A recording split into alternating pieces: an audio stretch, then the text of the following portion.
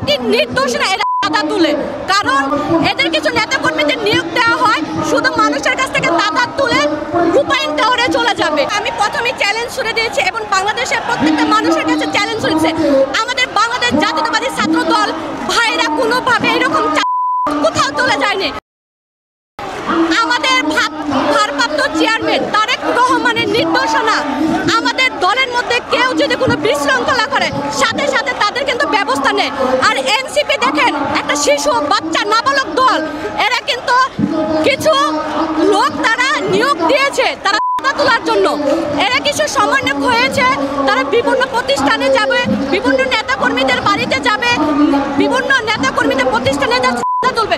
গুলশানে দেখেন ঘটনাটা, এক সাবেক এমপির বাসায় যায় 10 লাখ টাকা হাতে নাতে ধরা পড়েছে, তাকে কিন্তু অ্যারেস্ট করা হয়েছে এবং তার পাশে দেখবেন 2 কোটি টাকার চেক। এই চেকগুলো কোথায় যায়? এই চেকগুলো এনসিপির পার্টি অফিসে যায়, এনসিপির আপনার রূপায়ণ টাওয়ারে চলে যায়।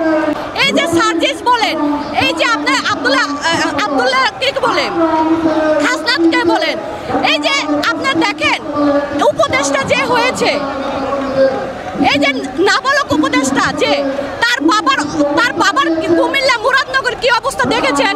তার নির্দেশনায় মুরাদনগরে আপনার উপদেষ্টার বাবা আসিফ যে অপকর্ম করেছে, এগুলো কিভাবে সম্ভব? এই বেটা কই থেকে আসছে এতদিন? এই বেটার 5ই আগস্টের পরে জন্ম হয়েছে মনে হয় নতুন করে তোলার জন্য। এই বেটা তার ছেলের নির্দেশনায় সব চলতেছে। ওকে, আমি বাংলা কলেজের ছাত্র দলের যুগ্ম আহ্বায়ক সাবিনা খানম।